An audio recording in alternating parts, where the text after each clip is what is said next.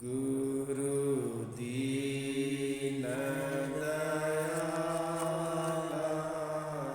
धीरज आला क्षमा को पाला सत्यमयी दया को धारण स्वतः विचारण धर्म निवारण बोध जयी बंधन तोरी जीवन चोरी कर निज होरी परख दई विनवो चरना काज सुदरना तुम्हारी शरणा शांति सद्गुरुदेवा दया दरेवा पार करेवा भव सागर निरहंकारी जग से पारी बोध रूपारी दुख दाहर रहित वासना मेटि त्रासना हरहु शासना गुण आगर त्याग करंता आसन रंता भाषण तंता नयनागर बंदो गुरुवर दे सहज स्वाभाविक ज्ञान निधि करण हार भव छे जहाँ न संशय है धर्मादीन कृपा करि ज्ञान जहि दे सब जालन लखे खानि बानि अरुझान करहु शमन आसक्ति गुरु बंदोषण मुख पारखी शीश बेति धरु हाथ वचन उचारूं बंदगी सत्य प्रेम के साथ साहेब बंदगी साहेब बंदगी साहेब बीजक चिंतन प्रवचन माला आज साखी नंबर 101 काल का स्वरूप क्या है। काला सर्प शरीर में खाइन सब जग झान विरले तेजन पाँच है जो राम ही भजे विचार। काला सर्प शरीर में काम रूपी काला सर्प सबके हृदय में बसा है। काम कहते हैं इच्छा को, काम कहते हैं वासना को, काल कहते हैं व्यक्ति के अंदर जो आशा तृष्णा है उनको। साहब कहते हैं ये काला सर्प है और सबके शरीर में है और करते क्या, खाई में सब जग झार। इसने संसार के सभी लोगों को निपट खा लिया। जितने भी लोग आए संसार में वो सारे लोगों के अंदर में अधिकतर लोगों के अंदर में काला सर्प वासनाएं रही हैं और वासना के चलते ही ये संसारी में हम आना जाना करते हैं। क्योंकि जब वासना हमारी रह जाती है लेकिन शरीर तो नष्ट हो जाता, खाई में सब जग झाड़, निपट खा लिया। इससे वही विरला बचा जो विचार पूर्वक राम का भजन किया।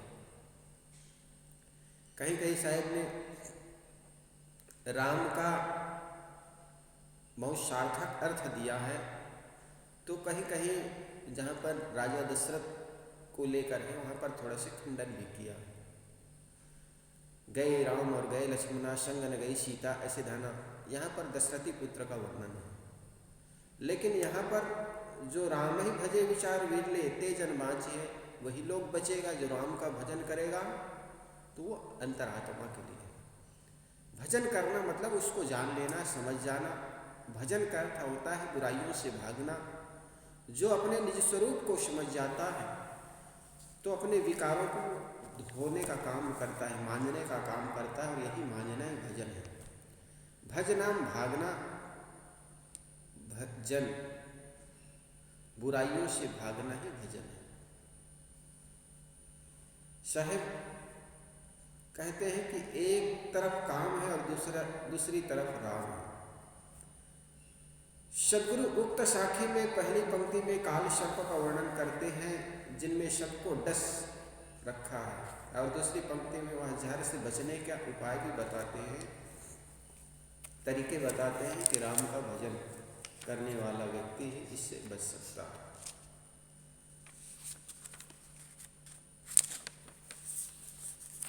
निचली पंक्ति में उन्होंने राम का नाम साफ कहा है, परंतु पहली पंक्ति में काम आदि न कहकर केवल काला सर्प कहा है। काला सर्प की उन्होंने कोई स्पष्ट व्याख्या नहीं की, परंतु संसार के सभी लोग को खा जाने वाला और मनुष्य के शरीर में रहने वाला कौन सा काल सर्प हो सकता है? वह काल सर्प काम, कल्पना और अहंकार ही है। काम सारे भव बंधनों की धूरी है। काम का अर्थ स्थूल भोग वासना तो है ही, किंतु समस्त संसारिक इच्छाएं काम है। किसी तरफ जब काम सफल होता है तब इच्छाएं, एवं जब इच्छाएं पूरी होती तब लोभ बढ़ता है, और जब कामनाओं में भंग पड़ जाता है तब क्रोध होता है। इस प्रकार काम मूल में रहता है और इनके आसपास क्रोध और लोभ रहते हैं। ये तीनों भयंकर सर्प है जो मनुष्य के भीतर रहकर उन्हें निरंतर खोखला करते रहते हैं।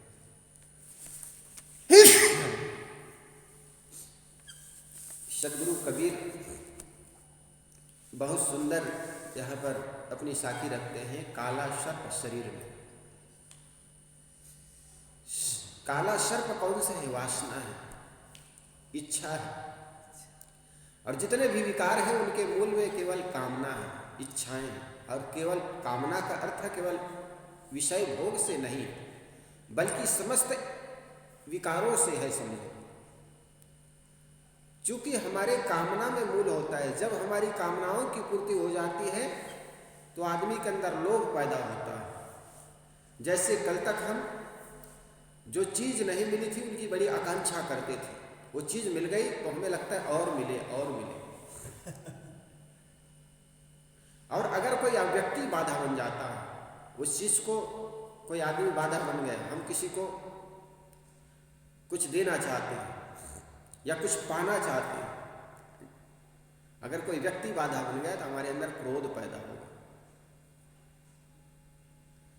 जैसे एक लोभ हो गया, किसी लड़के ने किसी लड़की को देखा, उनके साथ शादी करना चाहता है, लेकिन उसकी इच्छा की पूर्ति नहीं हुई। क्यों? क्योंकि लड़की जितनी पढ़ी उससे कम पढ़ा है लड़का। तब वो क्या करेगा? चोरी करना चाहेगा। चोरी कैसे? फिर झूठ मूठ की डिग्रियां बनाएगा या तो और कुछ चोरी से पाना चाहेगा।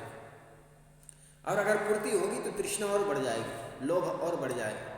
कोई व्यक्ति बाधा बनेगा तो उनके अंदर क्रोध पैदा करेगा। तो मूल में है कामना। इसको गोस्वामी तुलसीदास जी ने भी बड़े अच्छा कहा, जहाँ राम नहीं काम है, जहाँ काम नहीं राम, तुलसी दोनों न बने रवि रजनी एक ठाम।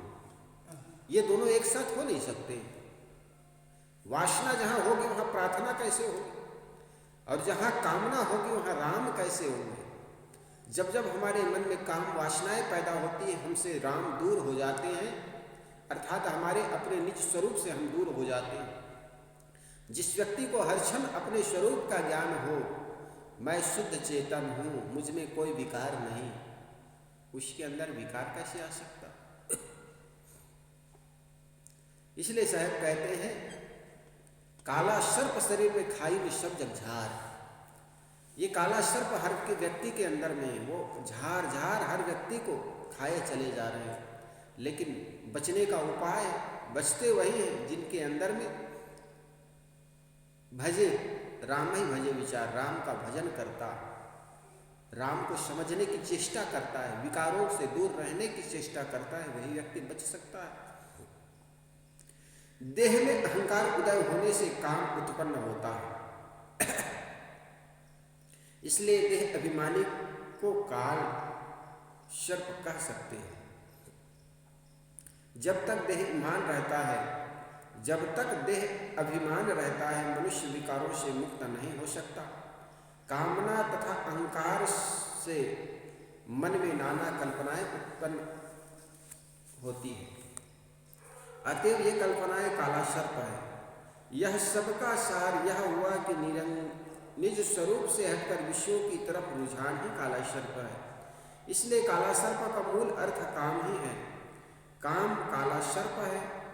यह मनुष्य के शरीर में रहता है और भीतर भीतर सारे संसार आसक्त बनाकर स्वरूप स्थिति से दूर रखता है। हर आदमी हर समय प्रायः किसी न किसी विषयों में आसक्त रहता है।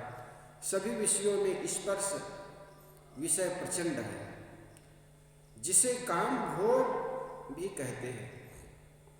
काम भोग रहित समस्त विषयों की आसक्ति से बचने का केवल एक ही तरीका है, विचार पूर्वक राम का भजन। संसार में जितने प्रकार के राम भजन करते हैं, वे चाहे सद्गुण मानकर हो,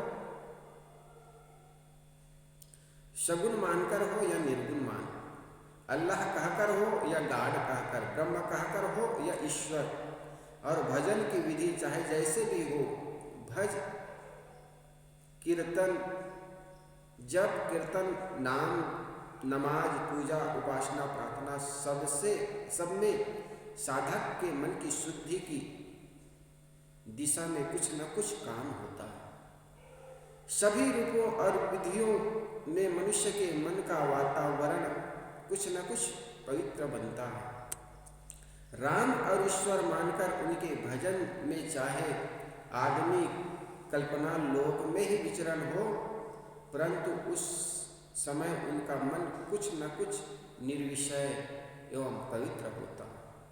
परंतु यहाँ सद्गुरु विचार पूर्वक राम भजन की बात करते हैं। यह सर्वविदित है कि कबीर का राम व्यक्ति का अपना चेतन स्वरूप ही है, अर्थात अपनी अंतर आत्मा है। सबके भीतर मैं हूँ, यह अंतर आत्मा अस्तित्व का भान है। जब सद्गुरु तथा संतों की कृपा से यह बोध के रूप में हो जाता है, तब जीवन बदल जाता है। हृदय बसे ते राम न जाना। सद्गुरु कबीर जीव ही को राम मानते हैं। जीव ही मूल है, चेतन आत्मा राम आदि सब उसी के नाम है। 37वीं रमैनी की साखी में जहाँ उन्होंने अपने ग्रंथ का नाम बीजक रखने का संकेत किया है तथा बीजक का महत्व बताया है, वहाँ बीजक निर्देश मूलधन एवं अपना सिद्धांत जीव ही बताया है। बीजक वित्त बतावे जो वित्त गुप्ता हो, ऐसे शब्द बतावे जीव को बूझे विरला हो। अतएव बीजक का प्रतिपादन सिद्धांत जीव है। बीजक का प्रतिपाद्य सिद्धांत जीव है, क्योंकि जीव ही तो समस्त ज्ञान विज्ञान का निधान है। सद्गुरु ने इस जीव अर्थात शुद्ध मूल चेतन को ही राम कहा है, जो मैं के रूप में सभी शरीरों में विद्यमान है। यह गुण में एक तथा व्यक्तित्व में अनेक है, अर्थात सभी जीव अलग अलग है, परंतु सबका गुण एक ज्ञान है। अतएव यह हृदय निवासी चेतन ही राम है। भजन का मूल अर्थ है सेवा करना, दूसरा अर्थ है स्मरण करना। हिंदी भाषा के अनुसार भजन के अर्थ स्वत्व एवं विभाजन भी होता है। राम भजन है राम की सेवा करना। राम की सेवा करता है अपनी आत्मा को सारे भव बंधनों से छुड़ा लेना। मेरा चेतन स्वरूप सारे जड़ दृश्यों से भिन्न शुद्ध बुद्ध है। यह स्वरूप स्मरण ही राम भजन है। जैसा कि ऊपर कहा गया है कि भजन का अर्थ स्वत्व भी होता है, इसलिए अपने स्वत्व में प्रतिष्ठित रहना भजन है। अपना स्वत्व अपना आपा है, चेतन स्वरूप है। भजन का अर्थ है विभाजन भी बताया गया है, अर्थात जड़ से अपना विभाग कर लेना। यह पूर्ण समझ लेना कि मैं जड़ से पृथक हूँ और इस भाव को एक रस बनाना भजन है। सब मिलकर सार यह हुआ कि अपने चेतन स्वरूप को जड़ से सर्वथा अलग समझकर बस निरंतर चेतनाकार वृत्ति में ही रमन करना राम भजन है। स्वस्वरूप चेतन ही राम है और उनके उसमें निरंतर स्थिर होना ही विचारों पूर्वक राम भजन है। अपने आप को देह मानकर काम की स्थिति है, अपने आप को देह मानना काम की स्थिति है तथा अपने आप को चेतन मानना राम की स्थिति है। कई बार आदमी के केंद्र में मन होता है, शरीर होता है और शरीर को ही सुंदर सुडौल और पुष्ट बनाने में लगा रहता है। क्यों? मैं सुंदर दिखूं, वो केवल काम की चाहना है। लेकिन जिसके केंद्र में चेतन आत्मा है स्थित हो, चेतन मानना राम की स्थिति है। देह अभिमान एवं काम वासना, काम कल्पना काले सर्प है। इससे बचना तब होता है जब हम अपने चेतन राम में सदैव रमते हैं। काम कीचड़ छोड़ने पर ही राम भजन संभव है तथा राम भजन करने पर काम कीचड़ से अपने आप मुक्त होती है। काम छोड़ने पर राम भजन संभव होता है और राम भजन बढ़ने पर काम समाप्त होता है। काल सर्प का अर्थ काल एवं समय भी किया जा सकता है। जो शरीर के साथ लगा रहता है और धीरे धीरे शरीर को जीर्ण बनाता है, इससे वही बच सकता है जो राम भजन करता है। इसका अर्थ यही है कि अविनाशी चेतन राम में रमने वाला अपने आप को नश्वर देह से अलग समझ लेना है। इसलिए शरीर का जीर्ण होना या नाश होना, वह अपना जीर्ण होना और अपनी मृत्यु होना नहीं समझना। अविनाशी राम का भजन करने वाला व्यक्ति अविनाशी शरीर की आसक्ति से मुक्त होता है। अविनाशी चेतन का भजन करने वाला आदमी ये जड़ शरीर से की आसक्ति से मुक्त रहता है। अब बात स्पष्ट हो जाती है कि साहब जब आदमी के मन में कामना उठती है वो राम से दूर हो जाता, और राम है हमारे अपना चेतन स्वरूप। अपने चेतना में स्थिति पाना, अपने स्वरूप में स्थित पाना। और जब हम बाहर की चीज़ों की ओर दौड़ते हैं, समझो काम में स्थित होते हैं। इसलिए साहब कहते हैं इस काम वासना से, इस काला सर्प से वही व्यक्ति बच सकता है जिस व्यक्ति के जीवन में राम भजन हो, अपने स्वरूप को जानने की चेष्टा हो, अपने स्वरूप में स्थित हो। आगे साहब उसी को आगे बढ़ाते हुए कहते हैं, काल खड़ा सिर ऊपरे तय जाग विराए नीत, जाका घर है कैल में शोकस सोए निश्चिंत। काल खड़ा सिर ऊपरे। हे माया का मोही, माया के दीवाने मनुष्य, तू सावधान हो जा, तेरे सिर पर काल खड़ा है। जाका घर है गैल में। साहब कहते जिसका घर गली में हो, जहाँ पर 24 घंटे गाड़ियों का आना जाना हो, लोगों का आना जाना हो, सड़कों पर कुत्ते भूख रहे हो, ऐसे जगहों पर क्या नींद आ सकती? क्या नींद नहीं आई तुम्हें? क्या ऐसे जगह पर सोकस सोयत निश्चिंत, तुम कैसे निश्चिंत सो सकते? साहब कहते काम, अहंकार, मन की नाना कल्पनाएं ही काल है, जो मनुष्य के सिर पर तांडव कर रहा है, सदैव मंडराते रहते हैं। मनुष्य सदैव उन्हीं में तो डूबा रहता है।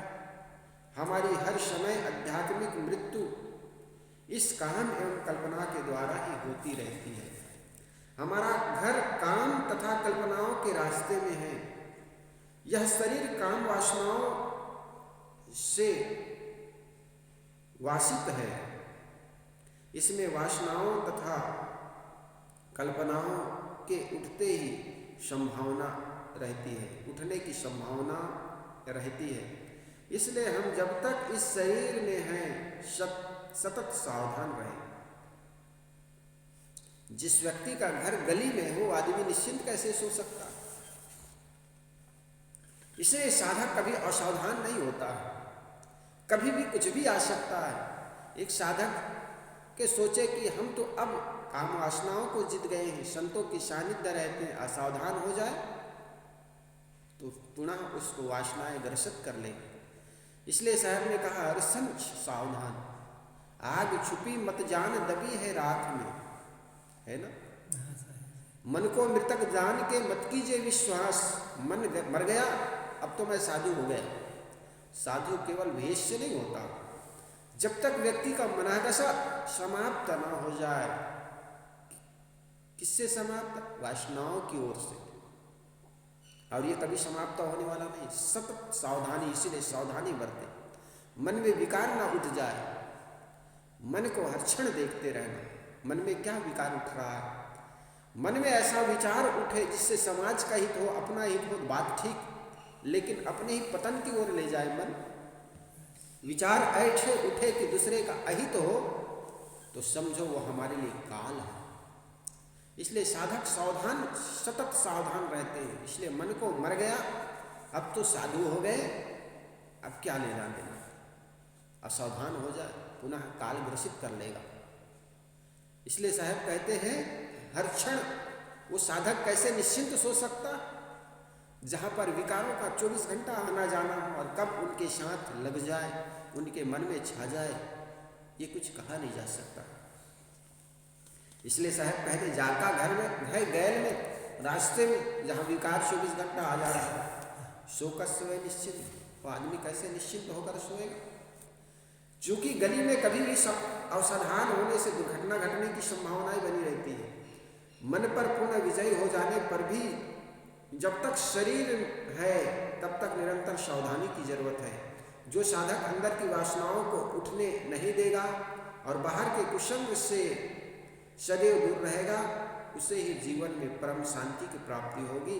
श्री राम रहस्य साहब जी ने कहा, जो जीव परख विलास है, जो जीव परख विलास में लहे सदा सुख चैन, तिनके त्रास न काल के और कहे को बैन।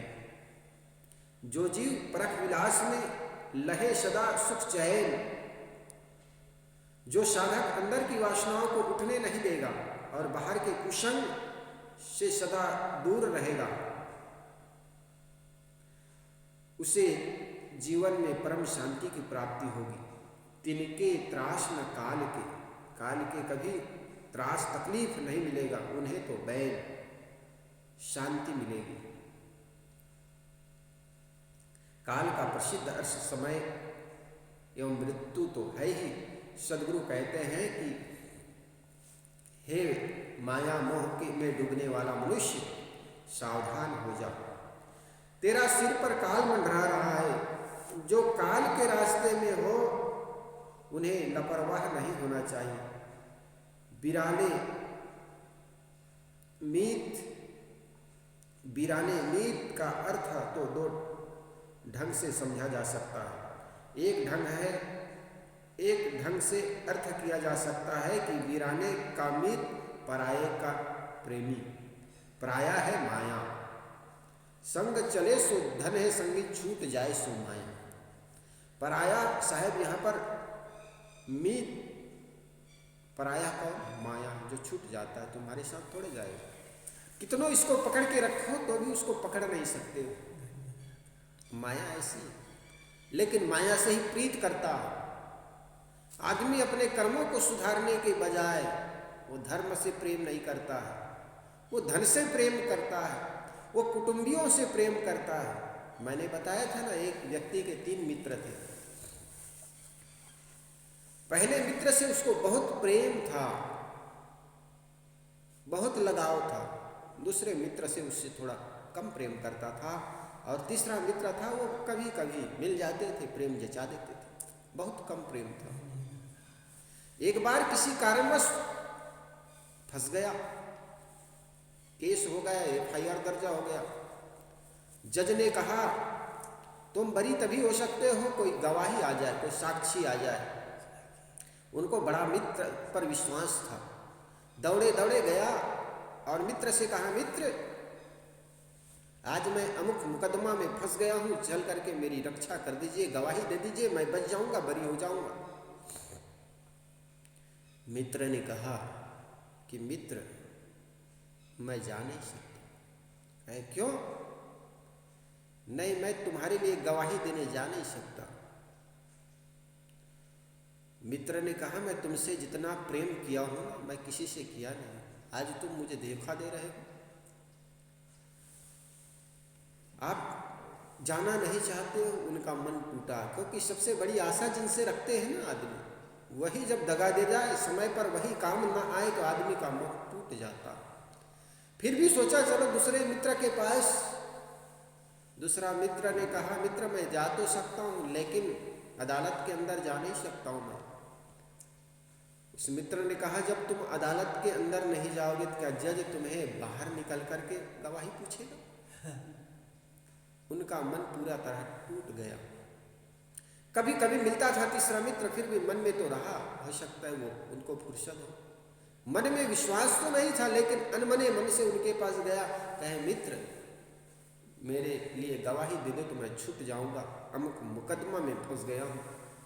उसने कहा मित्र तुम जहां जहां पसीना बहा सकते हो वहां खून बहा सकता हूं, और मैं चलूंगा तुम्हारे साथ।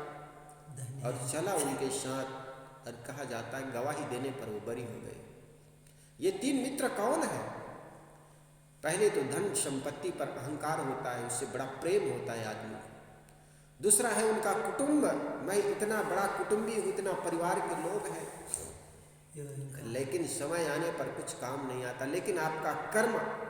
तीसरा मित्र है जिससे तुम कम प्रेम करते हो, जिससे तुम कम अपने पास में रखते हो। सदा मित्र पर, धन पर और कुटुंबियों पर तुम्हारा मोह बना रहता है।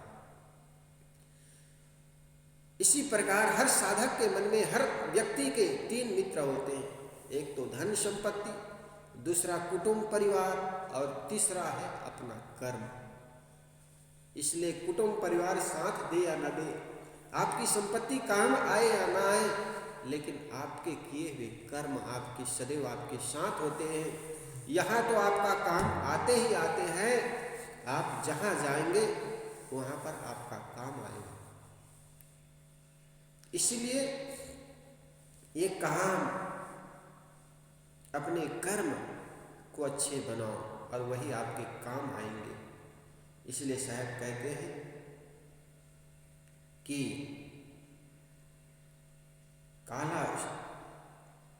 काल खड़े सिर ऊपरे तैजाक बिरानु लोग। जिस व्यक्ति के जीवन में जो विकार है, काम क्रोध लोभ, और इस विकार रूपी गली में जो सोना चाहे वो निश्चिंत सो सकता है।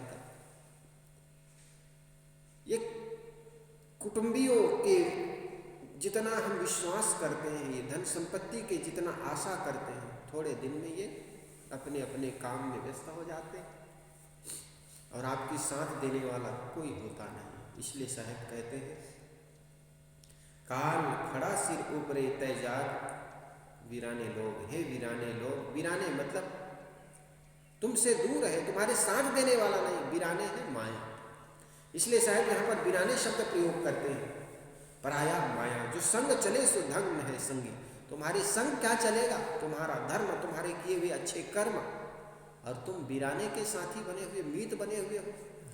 पराये को ही अपना सब संगे साथी मानते हो, अपने से सदा पूरे रहते। जीव का मोह, जीव उसका मोही हो गया है।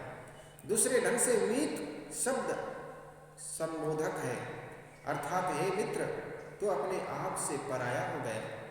जैसे कोई अपने गलत आचरण के चलते अपने घर में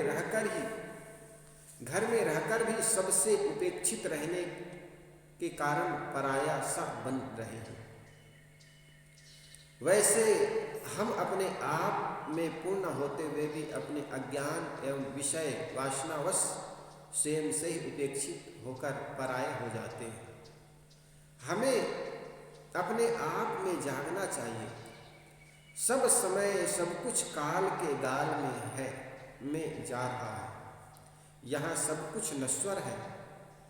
इस नश्वर प्राणी पदार्थ में अपना मन आबद्ध नहीं करना चाहिए। हमें शरीर की नश्वरता, काम वासनाओं एवं कल्पनाओं की बंधन रूपता दृष्टिगत रखते हुए अपने उद्धार के लिए सतत सावधान रहना चाहिए। और जो व्यक्ति सतत सावधान नहीं रहता, काल रूपी वासना उनको एक दिन गिरा देता है। इसलिए सतत सावधान की जरूरत है। आगे इसी लाइन पर साहब और कहते हैं, काल काठी कालू गुना जतन जतन घुन खाए, काया मध्य काल बसत है, मर्मन काहू पाए। जड़ तत्वों से बना यह शरीर तथा शरीर की गठन बहुत कमजोर है। कल काठी कालू गुना जतन जतन घुन खाए, इससे काल का घुन लगा है और वह धीरे धीरे उसे खाकर निकम्मा बना रहा है। काये मध्य काल वसत है, मर्म न काहू पाए। कोई यह रहस्य नहीं जानता कि शरीर के अंदर ही काल रहता है। ये तीनों साखी साहब एक साथ कहते हैं, बड़े सुंदर। काठ की चीजों में जब घून कीड़े लग जाते हैं, तब उन्हें ये भीतर ही भीतर चाल कर निकम्मा बना देता है। काठ तो ऊपर चिपकना तथा ठोस दिखता है। काठ जो है, लकड़ी है, ऊपर से बड़ा चिकना दिखता है, सुंदर और ठोस दिखता है, परंतु भीतर भीतर खोखला एवं कमजोर हो जाता है। हमारे शरीर की भी यही दशा है। यह तो स्वभाव ही से काल है, अर्थात कोमल एवं कमजोर है। यह लकड़ी तथा पत्थर की बनी चीज की तो वैज्ञानिक द्वारा आयु निर्धारित की जा सकती है, पर विश्वास किया जा सकता है कि यह इतने वर्ष चलेगा।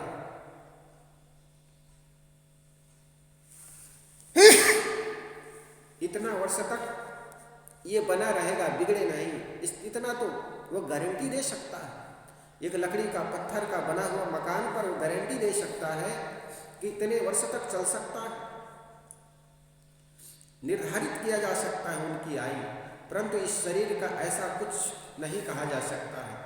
यह तो हाड़ मांस नस चाम जैसे कमजोर पदार्थों से हजारों जोड़ों के द्वारा बना है। इसके टिकते रहने में ही आश्चर्य है, इसके टिके रहने में आश्चर्य है, हजारों मिटने में क्या आश्चर्य है। इतना कमजोर शरीर 50-50 तथा 100-100 वर्ष तक टिका रहता है, यह असंभव लगता है। इसके तो रहबे को अचरज है, जात अचंभा कहो। 10 द्वारे का पिंजड़ा तांबे पंछी पौन। ये शरीर में अनेक दरवाजा है, फिर भी जीव इसमें बना रहता है, ये बड़ा आश्चर्य है। 5 तत्व का पुतला मानुष धरिया नाम, ये भी कहा है। और रहबे को अचरज अहे जात अचंभा कौन। 10 द्वारे का पिंजड़ा तांबे पंछी पौन, ये 10 द्वारा खुला हुआ है हर क्षण। एक ऐसा पक्षी हो पिंजड़े में हो और सारे पिंजड़े के दरवाजे खुला हो और 10 दरवाजे हो, समझो जरा वो पक्षी टिका रहे, ये बड़ा आश्चर्य है। क्योंकि स्वतंत्रता की आज़ादी सभी पाना चाहते, वो पक्षी उड़ नहीं रहा है। ठीक इसी प्रकार ये देह रूपी पिंजड़ा में 10 दरवाजे और चेतन आत्मा रूपी पंछी उड़ नहीं रहा, ये आश्चर्य है। उड़ जाने को आश्चर्य क्या, ये शरीर का नश्वर हो जाने में आश्चर्य क्या है। और इसी को हम बड़ा आश्चर्य करते हैं कि आदमी चला गया। यक्ष ने धर्मराज युधिष्ठिर से प्रश्न किया था, सबसे बड़ा आश्चर्य क्या है। अहन्यानि भूतानि गच्छन्ति यमल्यम शेषा अस्थावर किम आश्चर्य मता परम। दुनिया में आश्चर्य क्या है। उन्होंने कहा रोज रोज प्राणी मर करके यमलोक को जाते हैं, रोज रोज प्राणी मर करके यमलोक को जाते हैं, लेकिन जो बचा हुआ है यहीं रहने की आशा रखते हैं, यही सबसे बड़ा आश्चर्य है। रोज प्राणी मर करके निरंतर यमलोक को चले जा रहे हैं, मृत्यु को वरण कर रहे हैं, और जो जिंदा है वो सोचते हैं हम सदा यही बना रहेंगे। मौत सबको आनी है, कौन इससे छूटा है, तू फना नहीं होगा, ये ख्याल झूठा है। इसलिए ये जान लो कि मरना निश्चित है। अरे हाँ पलटू जीवन कहे झूठ तो मरना साँच है, दिखत सोना लगे सकल जग कांच है।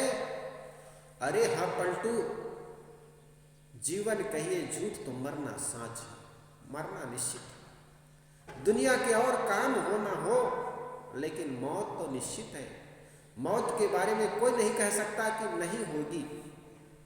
बच्चे की शादी हो या ना हो, घर निर्माण कर पाओ या ना कर पाओ, बच्चे स्कूल गए हैं, घर आ सकता है नहीं भी आ सकता है, इसमें दुविधा है। लेकिन किसी के बारे में ये नहीं कह सकते कि मृत्यु आएगी भी या नहीं भी आएगी। मृत्यु तो निश्चित है, और इसीलिए आदमी भूला रहता है।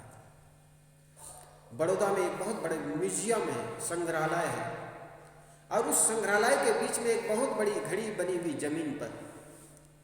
जमीन पर घड़ी बनी हुई है। उस घड़ी पर लिखा हुआ है कि घड़ी की सुई को पीछे कर देने से दुनिया में ऐसा कोई घड़ी नहीं कि घड़ी के पीछे कर देने पर समय पीछे हो जाए। दुनिया में ऐसा कोई घड़ी नहीं जिनकी सुई को तुम पीछे कर दो और समय पीछे हो जाए। घड़ी की चाल अपनी है, लेकिन समय तो अपनी चाल पर चले जा रहे हैं। इसलिए जो क्षण इस समय बीत जाता है, उस क्षण को तुम हजारों करोड़ों रुपए दे करके भी तुम वापस नहीं ला सकते हो। इसलिए हर समय सावधानी से बरतो, हर समय से क्रियाकलाप करो। जुबान से जो बातें निकल जाती पुनः लौट करके नहीं आती। धनुष से जो तीर निकल जाती है वो पुनः लौट करके नहीं आता। इसलिए रात गई सो बात गई। इसलिए बात का प्रयोग हर क्षण सोच समझ के करना चाहिए।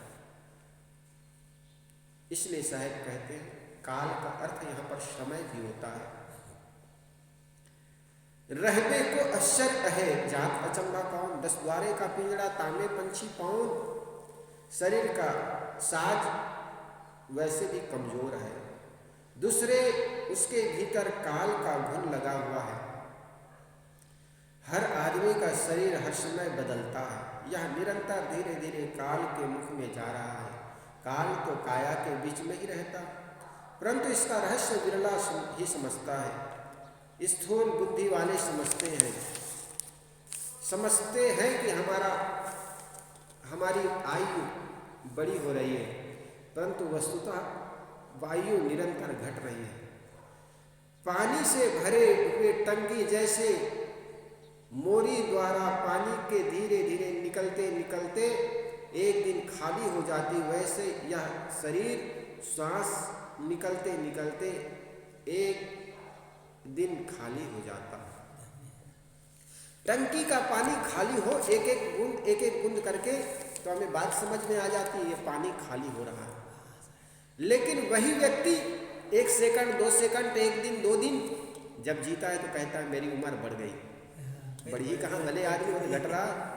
जिस प्रकार पानी के मोरी, पानी के नल खुला हुआ है, पानी घट रहा है, टंकी जाकर देख पानी घट रहा है। ठीक इसी प्रकार आपके जीवन 1 दिन 2 दिन 1 साल 2 साल करके घट रहा है, वो बढ़ नहीं रहा है। और आदमी कहता है मेरा बेटा 10 साल का हो गया, 20 साल का हो गया, अब शादी के योग्य हो गया। अरे घटा है। पानी के टंकी बात समझ में आ जाती है सबको। पानी भरा हुआ है, मोरी नल खुला हुआ है, पानी टप टप करके गिरा जा रहा है, एक दिन खाली हो जाता है। इसी प्रकार जीवन के क्षण, ये समय घटा जा रहा है, 1 दिन 2 दिन 1 साल 2 साल, और हम यही भूल में रहते हैं हमारा बच्चा बड़ा हो गया, हमारी आयु बढ़ गई। बढ़ा कहाँ, घट रहा है, ये बात भूला रहता है। दिन प्रतिदिन घटता चला जा रहा है। श्वास श्वास निकलते निकलते एक दिन खाली हो जाता है। काल के दूसरे अर्थ हमें काम या कल्पना है, जो मनुष्य के दुर्बल शरीर में घून के समान लगकर उनको निस्तेज बनाते हैं। आदमी ऊपर ऊपर चिकना चुपड़ा लगता है, परंतु भीतर वह मलिन वासनाओं का गुलाम होता है। वासनाएं एवं कल्पनाएं मनुष्य के भीतर ही बसती है। यदि मनुष्य चाहे तो विवेक द्वारा उसका संहार कर सकता है, परंतु वह यह रहस्य को नहीं समझ पाता। काम, कल्पना और वासना पर विजय ही काल को जीत लेना है। मृत्यु काल नहीं है जो केवल शरीर को मारती है, कामनाएं एवं वासनाएं काल है जो जीव को अंधकार से में भटकाती है। अतएव हमें वासनाओं को जीतना चाहिए और वासनाओं को जीतकर अपने स्वरूप में स्थिर होना चाहिए। वंदनीय है गुरुदेव तुमको, वंदनीय है गुरुदेव। काल जाल के फंगा भारी, काल जाल के फंगा भारी, रख लखायो भेव तुमको, वंदनीय वेद शास्त्र सब खोजत हारे, वेद शास्त्र सब खोजत हारे, मर्मन जानत केव तुमको, वंदनीय है गुरुदेव, वंदनीय है गुरुदेव तुमको, वंदनीय है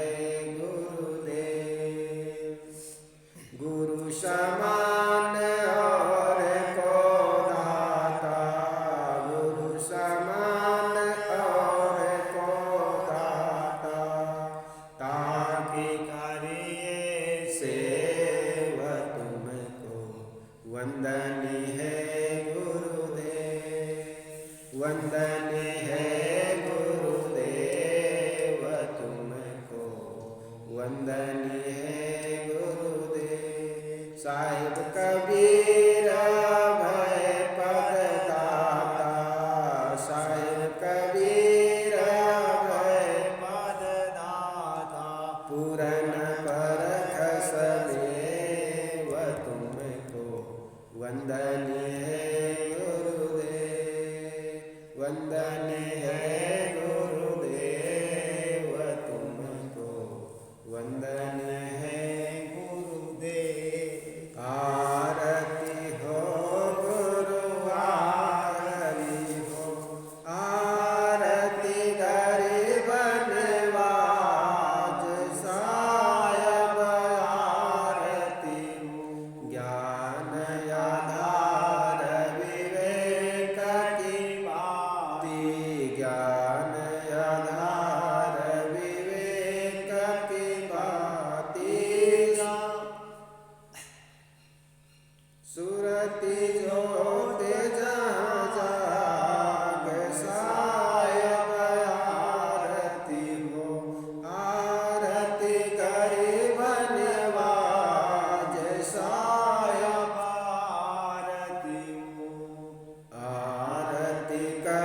सतगुरु साहेब की, जहाँ सब संत समाज साहेब आरती हो, आरती गरीब निवाज साहेब आरती हो। दरस परस गुरु चरण शरण भयो, दरस परस गुरु चरण शरण भयो, टूट गयो यम जाल साहेब आरती, आरती गरीब निवाज साहेब आरती।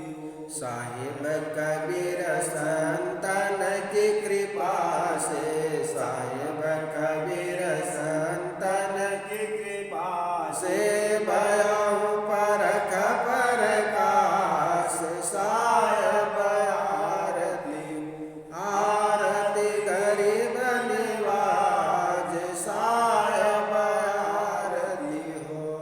दास जान निज आपनो विनती सुनिए मोर, विनवताओं कर जोर के गुरु शरणागत तो। काम क्रोध मद लोभ में नित मैं रहूं उदान, दीन दास प्रभु जान के लीजे बंदी छुड़ा। मम दृष्टि महामलिन है खानिवान के बीच, दया करी गुरु बोधि मैं अदम अति नीच। काल जाल बहु में पर्यव निपट गंवार, शरण आय की लाज है साहिब लीजे उबार। वचन कर्म गुरु साधु से टूटे नाम मने, बंदी छोरिया दीजिए वरदान सदा अच्छे। साहिब के दरबार में कमी काहू के नाय, बंदा मोह पावे नहीं चूक चाकरी पाय। ना गुरु अधिकम तत्वम ना गुरु अधिकम तपः, गुरुर्ज्ञानात् परम नास्ति तस्मै सद्गुरुवे नमः। ध्यान मूलम गुरुर्मूर्ति, पूजा मूलम गुरुपदम, मंत्र मूलम गुरुर्वाक्यम, मोक्ष मूलम गुरुर्कृपा। गुरुर्देवो गुरुर्धर्मो गुरुर्निष्ठा परम तपः, गुरुर्परम नास्ति नास्ति तत्त्वं गुरुपरम। बंदो सन्मुख पार की शेष वेद दरबार, वचनों चारु बंदगी सत्य प्रेम के साथ। साहे बंदगी साहे बंदगी साहे